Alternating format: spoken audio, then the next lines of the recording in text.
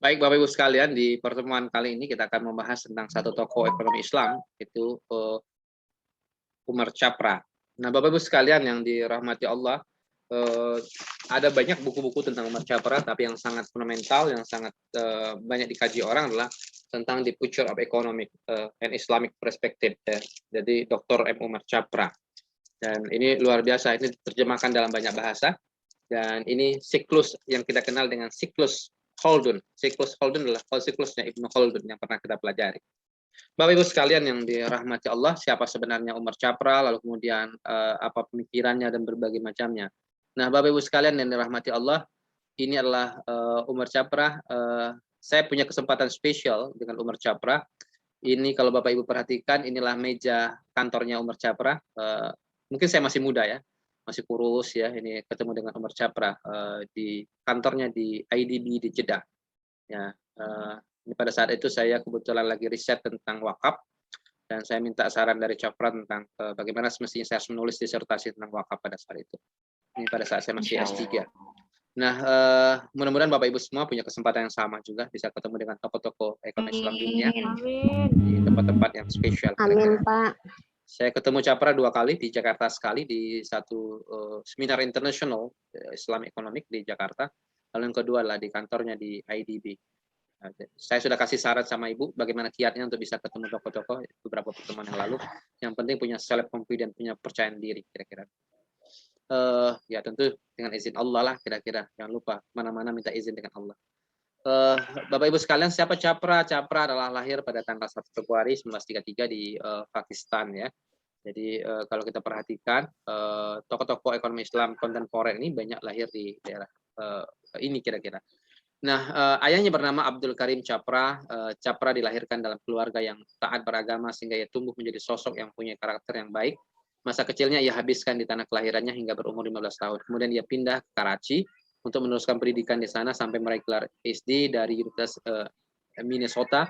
Dalam umurnya yang ke-29, ia mengakhiri masa lajangnya dengan menikahi Khairunisa Jamal Mundia tahun 1962.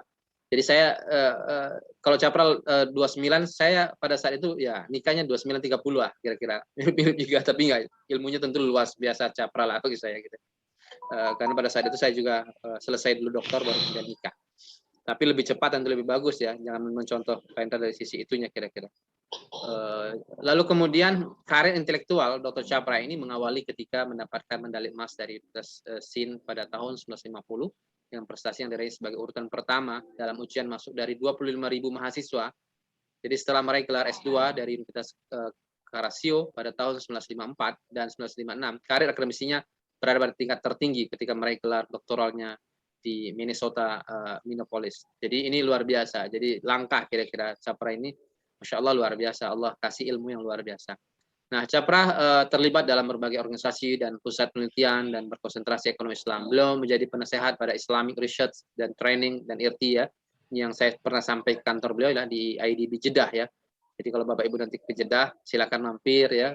Bisa banyak ketemu dengan tokoh-tokoh dunia. Ya, mudah-mudahan dengan izin Allah kira-kira gitu. Lalu kemudian sebelumnya ia menduduki posisi di Saudi Arabia Monetary ya di Riyadh selama hampir 35 tahun dan berbagai macamnya. Nah, saya pikir saya tidak bacalah kira-kira ada banyak sekali awards yang diberikan kepada beliau. Nah, Bapak Ibu sekalian, ya penghargaan dunia juga sangat-sangat banyak karena bukunya banyak sekali. Termasuk di library saya juga banyak punya buku beliau. Apa karyanya? Umar Chapra menerbitkan 11 buku dan hari ini mungkin lebih ya, ini masih data lama, 60 karya ilmiah dan 9 resensi buku, berbagai artikel lepas dan berbagai macamnya. Betul tadi pemakalan mengatakan bukunya Toward a Just Monetary System, saya punya juga di library ini. Ya tentu akan menjadi satu yang terbaik menurut Profesor Rodney Wilson kira-kira gitu dari Universitas Durham. Lalu kemudian ada banyak lagi buku lainnya. Nah, apa karya ekonominya? Buku keduanya adalah Islam and Economic Challenge, ya diilustrasikan ekonomi pasar Amerika dan berbagai macamnya, banyak sekali saya pikir. Lalu Profesor Timur Quran ini kemudian kalau kita perhatikan lagi misalnya. Nah, Chapra itu membuat siklus kemajuan dan siklus kemunduran. Nah, Bapak Ibu nanti bisa lihat di buku ini ya. Nah, siklus Ibnu Khaldun menjelaskan, jadi dia terinspirasi daripada konsepnya Ibnu Khaldun yang pernah kita pelajari.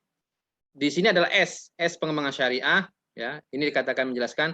Lalu N pengembangan masyarakat, W itu peningkatan kekayaan, G dan G penegakan hukum dan pembangunan lainnya.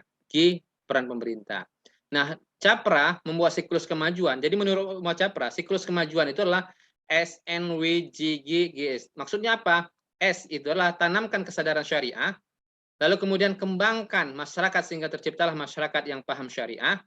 Lalu setelah itu meningkatkan kekayaan masyarakat paham syariah, lalu pembangunan hukum dan keadilan.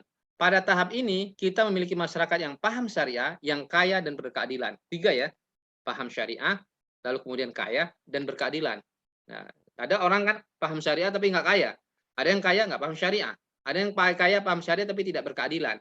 Baru yang kelima, menegakkan pemerintahan yang kuat. Jadi ini, Masya Allah, ini siklus kemajuan yang dibuat oleh Capra. Tapi ada siklus kemunduran. Bagaimana sebuah negara, ini pertanyaan Pak Cece juga tadi menarik bagi saya. Nah, bagaimana sebuah negara itu mundur atau maju seperti Indonesia? Menurut Capra, bayangkan keadaan anarkis dan chaos. 1, hukum tidak ditegakkan dan pembangunan tidak berorientasi pada keadilan. Kekayaan yang telah terakumulasi sirna terjarah oleh tindakan anarkis. Nah, lapangan pekerjaan dan kegiatan masyarakat menyusut. Syariah terasa seperti utopia. Ada syariah tapi nggak ditegakkan. Lalu melemahnya pemerintahan. Menyusutnya kegiatan masyarakat dan lapangan kerja menjadi titik balik kesadaran masyarakat untuk kembali pada syariah. Tapi menjadi menarik, ya. Menyusut kegiatan masyarakat dan lapangan pekerjaan menjadi titik balik kesadaran masyarakat untuk kembali pada syariah. Masyarakat rindu lagi pada syariah. Ramai kesadaran untuk kembali pada syariah akan mendorong bangkitnya lagi masyarakat sehingga siklus berubah menjadi siklus kemajuan. Wah, ini Masya Allah luar biasa. Dari siklus kemunduran menjadi siklus kemajuan. Nah, saya pikir itu ya Bapak Ibu sekalian. Jadi konsep Capra yang menarik bagaimana siklus kemajuan dan siklus kemunduran. Saya pikir itu Bapak Ibu sekalian. Jika ada yang ingin didiskusikan lebih lanjut atau dipertanyakan, silakan.